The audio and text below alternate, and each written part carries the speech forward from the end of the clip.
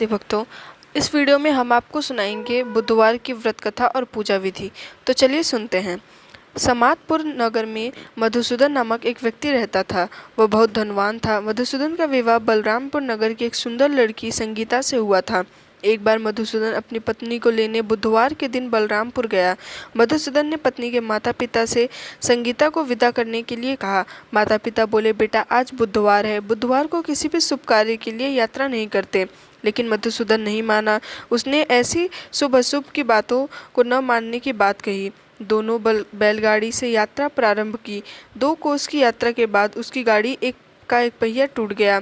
वहां से दोनों ने पैदल ही यात्रा शुरू की। रास्ते में संगीता को प्यास लगी। मधुसूदन उसे एक पेड़ के नीचे बैठाकर जल लेने चला गया। थोड़ी देर बाद जब मधुसूदन कहीं से जल लेकर वापस आया तो बहुत बुरी तरह हैरान हो उठा, क्योंकि उसकी पत्नी के पास उसकी ही शक्ल सूरत का एक दूसरा व्यक्ति बैठा था। संगीत भी मधुसूदन को देखकर हैरान रह गई। वह दोनों में कोई अंतर नहीं कर पाई। मधुसूदन ने उस व्यक्ति से पूछा, तुम कौन हो और तुम मेरी पत्नी के पास क्यों बैठे हो? मधुसूदन की बात सुनकर उस व्यक्ति ने कहा, अरे भाई, यह मेरी पत्नी संगीता है। मैं अपनी पत्नी को ससुराल से विदा करके लाया हूँ। लेकिन तुम कौन हो जो मुझसे प्रश्न कर रहे हो?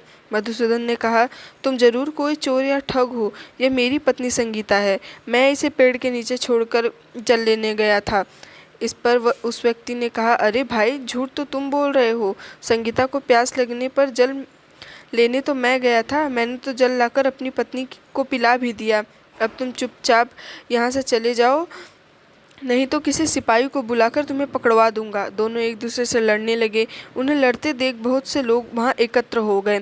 नगर के कुछ सिपाही भी वहां आ गए। सिपाही उन दोनों को पकड़कर राजा के पास ले गए। सारी कहानी सुनाकर राजा भी कोई निर्णय नहीं कर पाया।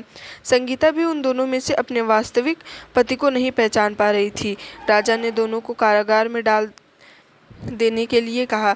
राजा के फैसले पर असली मधुसूदन भयभीत हो उठा। तभी आकाशवाणी हुई, मधुसूदन, तूने संगीता के माता पिता की बात नहीं मानी और बुधवार के दिन अपने ससुराल से प्रस्थान किया। यह सब भगवान बुद्धदेव के प्रकोप से हो रहा है। मधुसूदन ने भगवान बुद्धदेव से प्रार्थना की कि हे भगवान बुद्धदेव, मुझे क्षमा कर दीजिए। मुझसे बहुत बड़ी गलती हुई। भविष्य में अब कभी बुधवार के दिन यात्रा नहीं करूंगा और सदैव बुधवार को आपका व्रत किया करूंगा। मधुसूदन के प्रार्थना करने से भगवान बुद्धदेव ने उसे क्षमा कर दिया। तभी दूसरा व्यक्ति राजा के सामने से गायब हो गया। राजा और दूसरे लोग इस चमत्कार को देख हैरान हो गए। भगवान बुद्धदेव की इस अनुकंपा से राजा ने मधुसूदन और उसकी पत्नी में उन्हें बैलगाड़ी मिल गई। बैलगाड़ी का टूटा हुआ पहिया भी जुड़ा हुआ था। दोनों उसमें बैठकर समातपुर की ओर चल दिए। मधुसूदन और उसकी पत्नी संगीता दोनों बुधवार को व्रत करते हुए आनंद पूर्वक जीवन यापन करने लगे। इस तरह भगवान बुद्धदेव की कृपा से उनके यहाँ खुशियाँ बरसने लगी। इस तरह जो स्त्री पुरुष विधिवत बुधवार का व्रत करते हैं, व्रत कथा सुनते हैं, भगवान बुद्धदेव उनके सभी कष्ट को दूर करते हैं। भक्तों, आपको ये कथा कैसी लगी? अगर अच्छी लगी हो तो हमें कमेंट में ज़रूर बताएं और अगर आप इस चैनल पर नए हैं तो हमें सब्सक्राइब करें। धन्यवाद। राधे राधे।